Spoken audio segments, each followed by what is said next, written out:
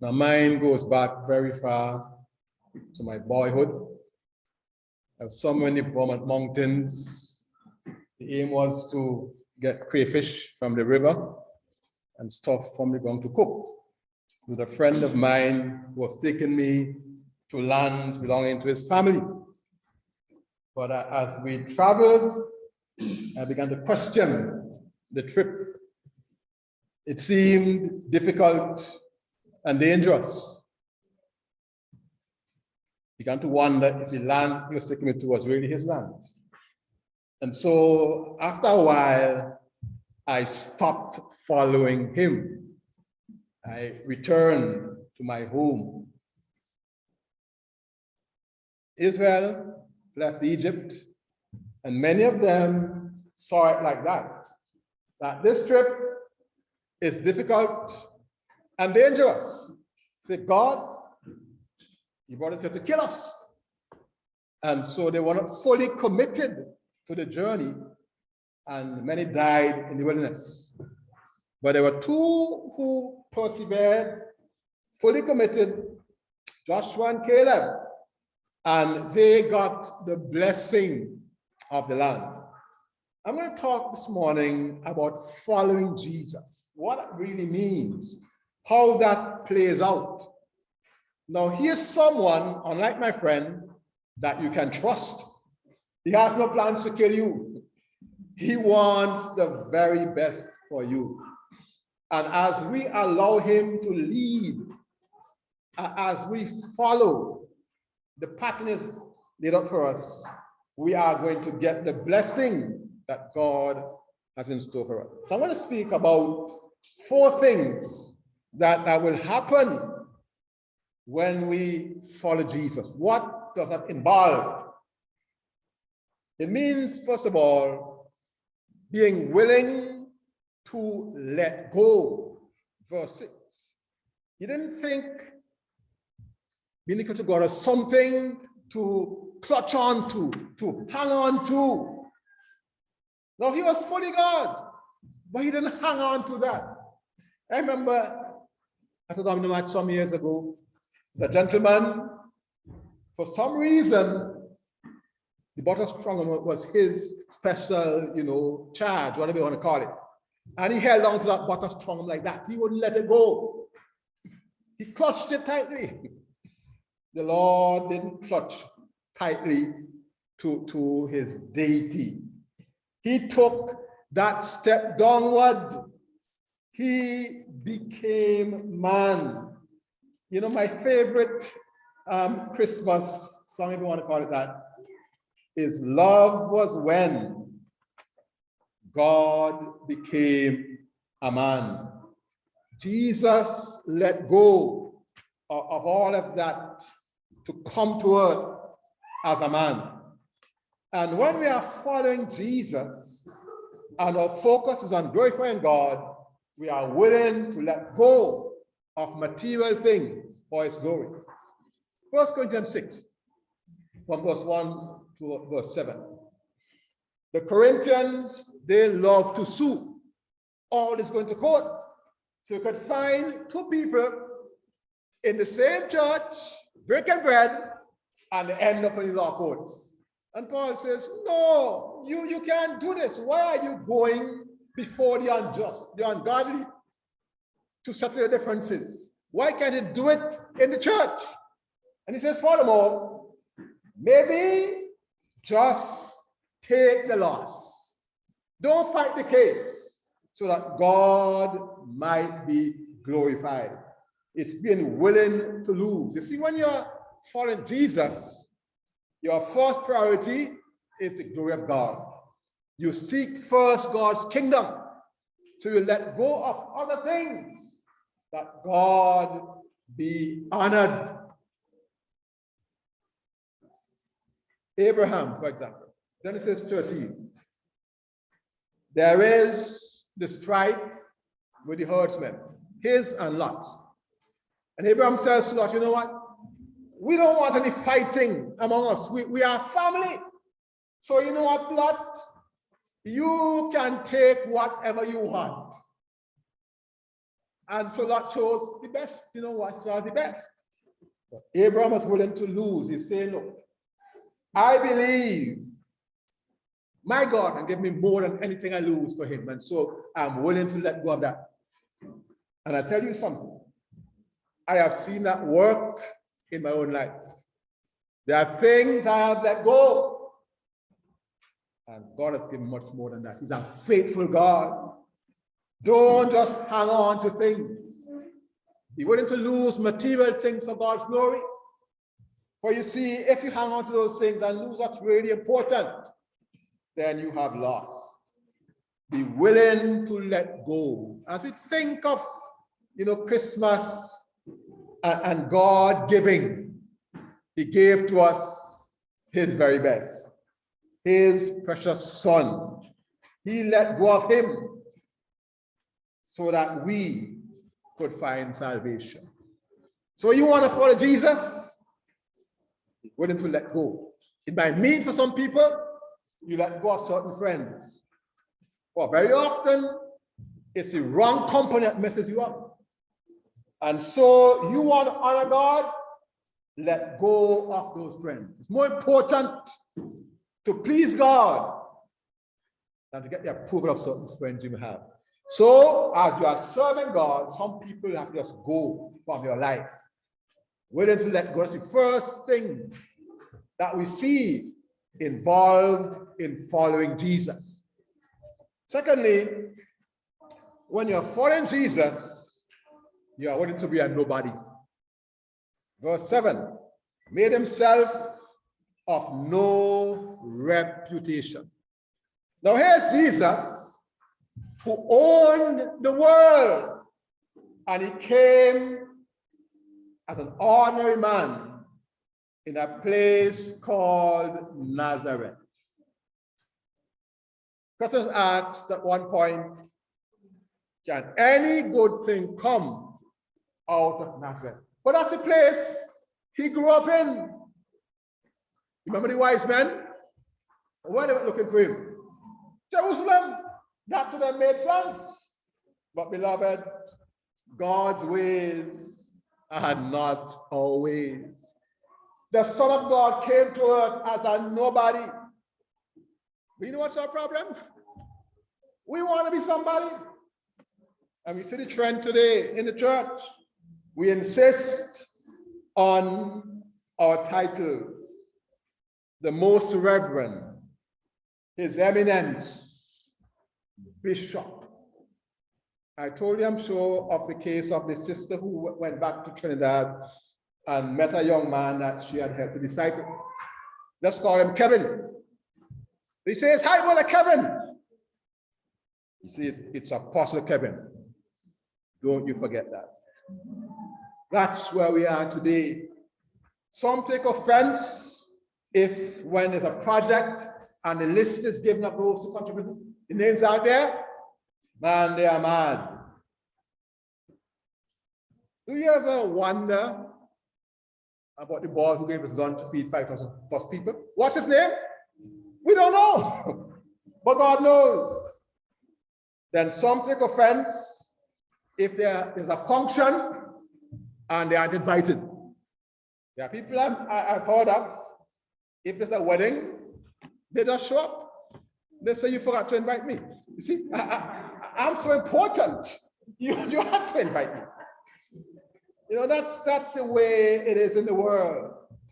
And there are some who don't bow and scrape before them. They're angry. It's like Naaman, you know.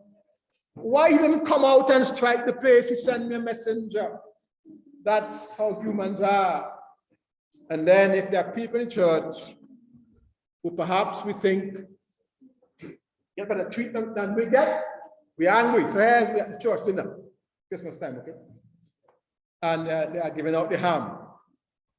And my ham is bigger than Raymond's ham, or vice versa. Anyway. And Raymond is mad. It's not about ham, you know. It's about how we are perceived. That's a human problem. But hear me. We are not fit for God's service until we learn to be nobody. I've heard of Moses that his life was really 340s. So 40 years learning to be somebody. So he is brought up, remember, as a prince in Egypt. He had all the learning of Egyptians, Acts 7:22. And at a certain point, he thought he could deliver Israel. So when he understood who he was, and the Egyptian was beaten Hebrew, he killed the Egyptian. After that, two Hebrews are fighting. He comes and says, why are you guys fighting? They asked him, who made a judge over us? At that point, he thought he was the person. But then he spent 40 years learning to be a nobody. He went to the desert and became a shepherd. From a prince to a shepherd. And the Egyptians did not like shepherds. They were low status people. And that's why, in fact, they gave them land by themselves when they learned they were shepherds. That's Israel. So here is Moses learning to be a nobody. And then 40 years seeing how God could use a nobody. Exodus 3. When God came and said to Moses, I've seen what's happening in Egypt. I've heard the cry of my people. I have come down to deliver them. And he says, come and I will send you. What did Moses say? Who am I that I should go? Who am I? Now, when you can say, who am I that I should go? You are ready for the job. For when you understand you are nobody, you are growing spiritually. Take Paul. He had much he could boast about as a Hebrew. Brought up as a Pharisee, he knew the law. But he said, by the grace of God, I am what I am. He didn't say, God, you are lucky to have me. No. He understood who he was. There's always room on God's team for those who are willing to be nobody. For you see, when we serve and there's blessing, the glory goes to God. It's not about me. I can be a nobody, but God is to be honored. This time of year is when I meet people I went to school with. It's not bad now because they assume I'm retired. But go back, say 20 years. So we start talking. So they ask, so what you do? So if I say I'm in the ministry, they think right away, government ministry, PS somewhere. And as we talk a little more, and they realize it's Christian ministry, the faces will fall. They're not impressed with that. But listen, we aren't here to impress anybody. We are here to honor God. It's not about yourself, it's to honor God.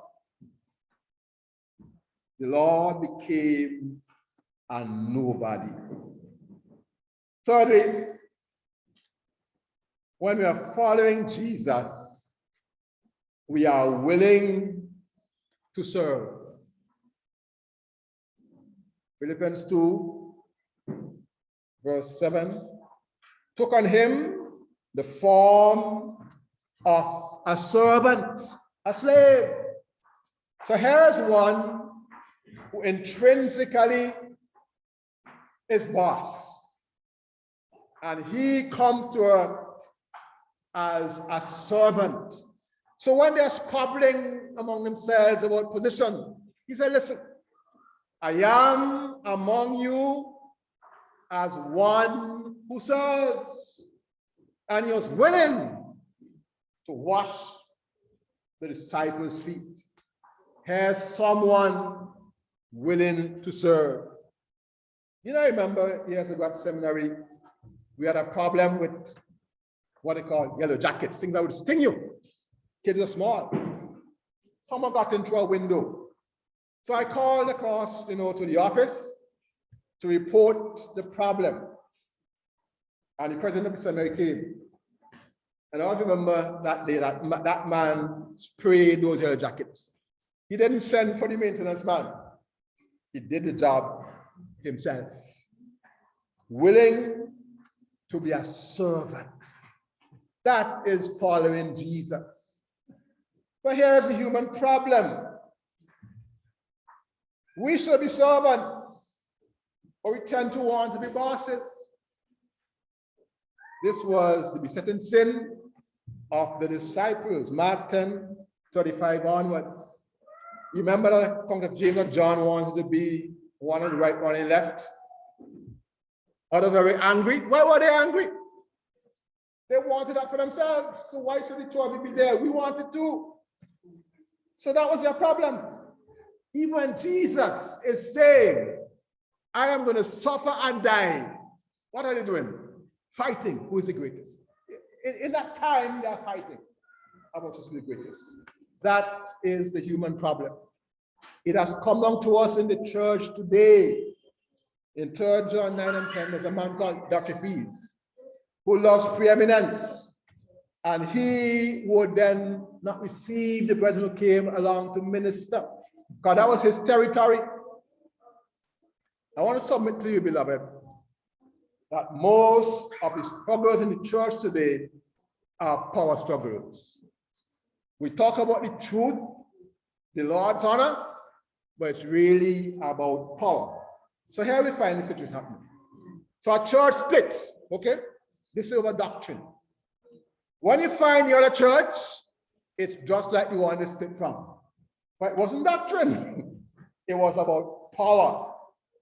And let's remember, beloved, there is only one boss, Jesus Christ. And we serve in the church as under shepherds, as workers with him. And if we fight for power and hurt God's flock, we have to answer to God. You know what Elim Church wants today? It wants people with a mind to work, who are willing to serve, to get the job done, to build God's kingdom. People who say, he must increase and I must decrease. As we follow Jesus, we are willing to serve. And fourthly, when we follow Jesus, we are willing to suffer. Verse 8. He humbled himself, became obedient to death, even the death of the cross. Think of it this way, beloved. Jesus could have chosen a quick and painless way to die for us. If I ask you this morning, how would you like to die? Maybe you tell me that go to sleep and don't wake up, right? You die in your sleep. You don't feel anything. Jesus chose the cross. The cross. Man, that was real suffering. Excruciating pain. That's what it was. And he chose that. That's why Peter tells us Christ suffered for sin. He bore the pain to bring us to God. And you know what? It says, he's our example that we should follow his steps. So when you are a Christian, you have signed up for a job that involves suffering. And you check it out. Go back in time. The people who are used to lay the foundation for us, they suffered. Remember Stephen? He was stoned. James was killed by Herod, and the list goes on. They suffered. But we in the West today live in an age of complacent, easy Christianity. Nobody's going to come and beat us up. for serving God. Here we are today, quite free, right? Unmolested. And so I think because things are kind of easy, we haven't learned to endure hardness as soldiers for Christ. And so the energy that should go into sacrificial service goes into fighting. Can you imagine Paul and Silas in the Philippian jail, backs bleeding and fighting who's boss in the church? No, you're suffering. You have no time for that. You understand that we are suffering together and we need to stick together as a people of God. We are called to suffer for the Lord's sake. The church was born in suffering, has grown through suffering, and will keep growing through suffering. They say in Jamaica, if you want good, your nose have to run. Be prepared to suffer, to see progress. It's not easy street. That's not going to work. You got to take some blows for the Lord's sake. And I keep saying, if more Christians in high places stood up for something, we'd have a difference in Vincent. But we don't want the blows, so we compromise. We need to be willing to take the blows. I have said before, when I read that account in Daniel 3 of the Hebrew boys facing that challenge with the statue, and they said, we trust our God to deliver us. To me, the most powerful statement in that account is when they said, but if not. But if not, we will not bow. When you can say, but if not, the devil can defeat you. You got to be willing to suffer. Let me share something of my own experience.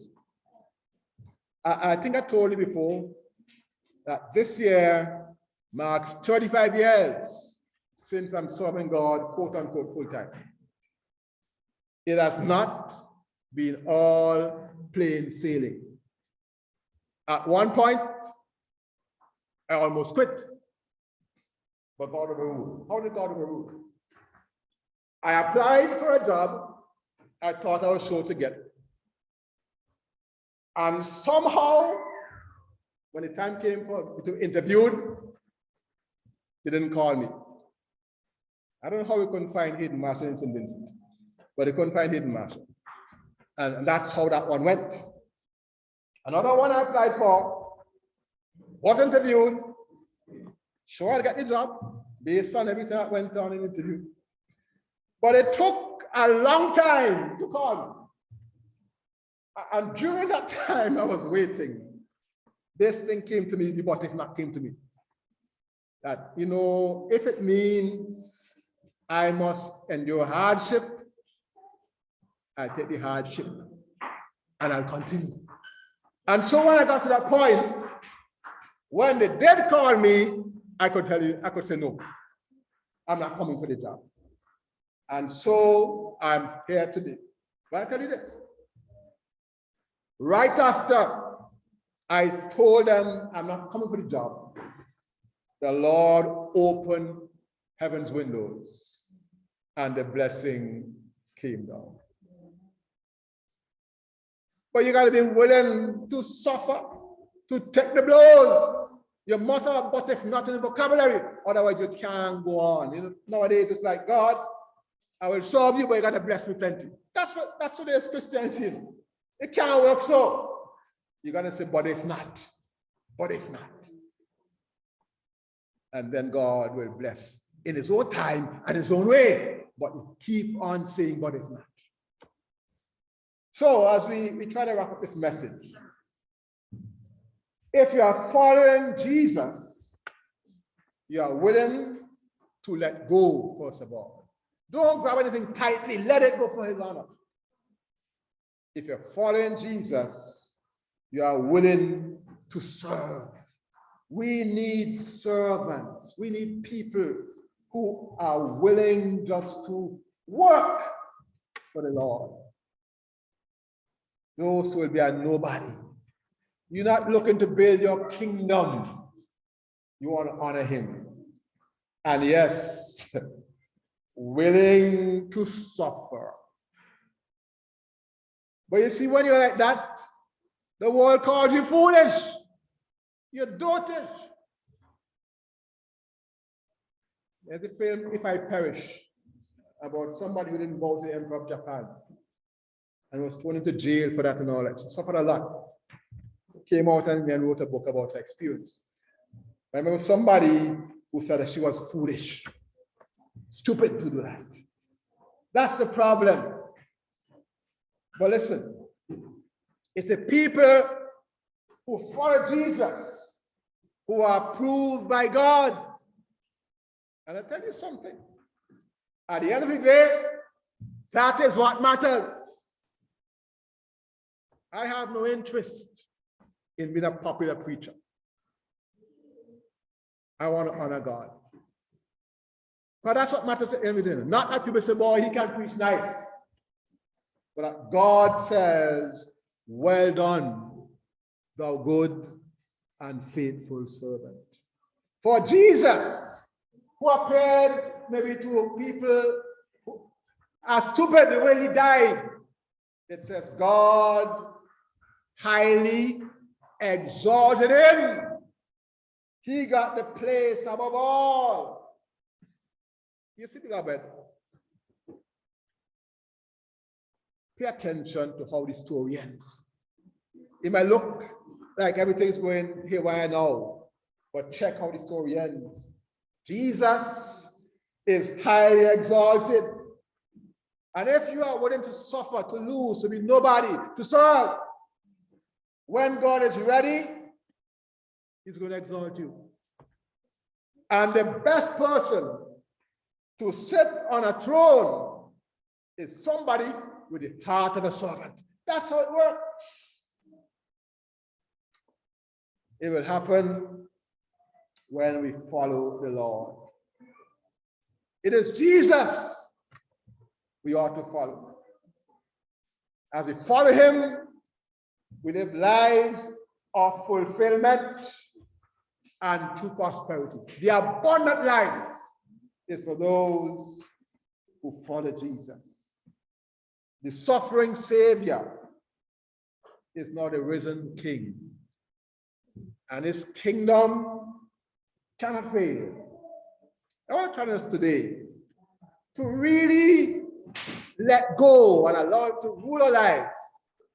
You will be amazed at where he will take you, the things he will do for you, but you got to trust him.